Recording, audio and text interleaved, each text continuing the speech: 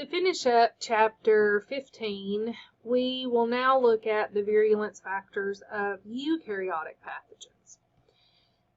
As you'll see as we go through this section, eukaryotic pathogens do not have as many virulence factors, and they're not as well developed or as well characterized as those of bacteria.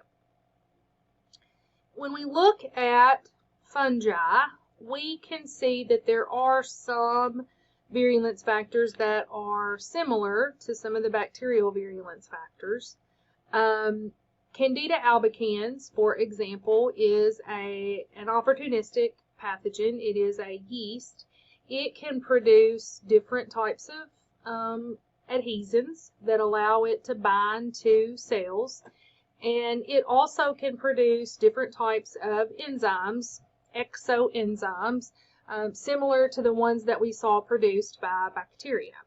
One particular enzyme that is produced by Candida is a type of protease, which breaks down protein, and this particular protein breaks down or degrades keratin. Keratin is the waterproofing material that we have associated with the skin and some other epithelial cells. Once that keratin has been broken down, it allows the fungus to invade our tissues.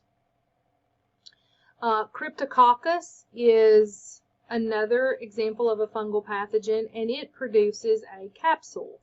Now, the capsules that we see in fungi are different than those in bacteria, but they serve the same purpose, which is to prevent phagocytosis, or essentially hide from the phagocytes in the body to prevent them from digesting these fungi and therefore destroying them. Certain fungal pathogens can also produce exotoxins. We call these mycotoxins because that root myco is typically associated with fungi. There are several different types of mycotoxins. Several can affect the central nervous system. Some can affect the lungs. And in fact, aflatoxin, which is produced by the fungus Aspergillus, can be a mutagen. It causes mutations in DNA, and also a carcinogen, which means that it can lead to cancer. So these types of toxins can be just as damaging, and in some cases even more damaging than the toxins that we saw secreted by the bacteria. When we look at virulence factors associated with protozoans, they have also some features in common with prokaryotes and viral pathogens.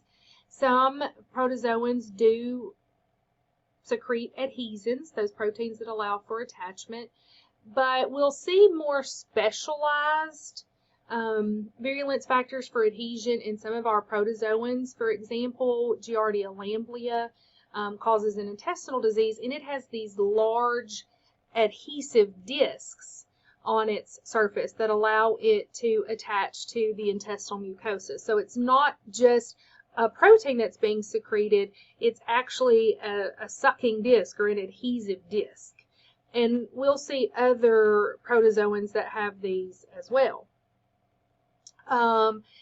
We have protozoans that can produce capsules, which prevent phagocytosis. We have some protozoans that produce toxins that can break down tissues and allow for further infection of the pathogen. But one thing that we really see more of than these other factors is antigenic variation. And the antigenic variation that we see in protozoans is pretty similar to what we see with that of bacteria, in that they're changing their coats. That, the immune system recognizes the blue coat, but when the pathogen changes to the purple coat, the immune system no longer can recognize it.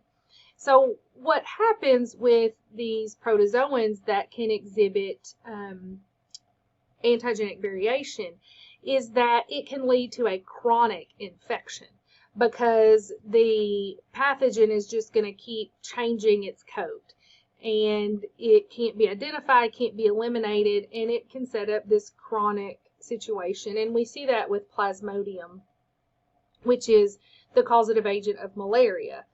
So malaria can be a chronic disorder if the particular species and particular strain is or has the genes to undergo antigenic variation.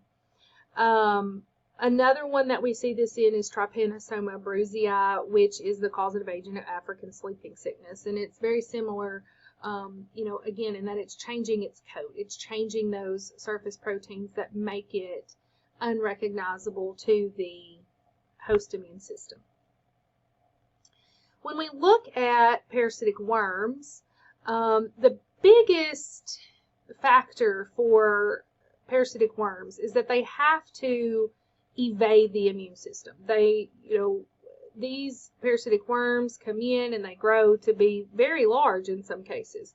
And so their really sole way that they can do that is to evade the immune system. Some of them are just so big that the immune system can't do anything to them. They just grow to a point where the immune system is essentially powerless to stop them. Some worms, particularly the adult roundworms, actually produce a cuticle, which is a very tough outer layer, and the immune system just can't penetrate through that defense. The surface characteristics over the course of their life cycle vary because we see these in multiple stages within the life cycle. Some parasitic worms will express glycans, which are these special polysaccharides on their external surface. These glycans are very similar to products that are produced by our own cells, so it essentially lets them hide in plain sight. The helminths can also suppress the immune system. They can produce proteases that destroy or degrade the antibodies. They can also suppress some elements of both the innate and the specific host defenses. And we'll talk about that when we get to the immune system and talk about why that's important. But so you see here that the eukaryotic pathogens also do exhibit virulence factors. But one thing that you'll see that they kind of have in common is a lot of them really just are able to hide in plain sight. They change their coat, they cover themselves with this glycan that's very similar to us. They produce a capsule, so they're essentially trying to evade capture by the immune system. So these are more defensive weapons. Our eukaryotic pathogens don't have quite as many offensive weapons. Fungi have more than the protozoans and parasitic worms, but most of their factors are defensive in function and not offensive, like we saw with bacteria and viruses.